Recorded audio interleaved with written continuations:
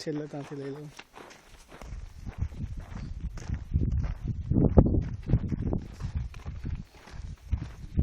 દરવાજાની માટી સાફ કરી ડ્રેસિંગ કરી એ ગંઠાવું કા રોડ બનાવશે પાછું બધું ઉડશે.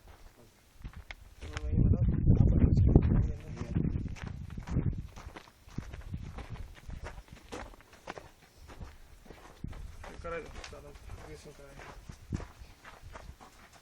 બધું પ્લાસ્ટિક કાઢ લે હા બધું પ્લાસ્ટિક પાસે બધું કાઢ લે ફટાફટ.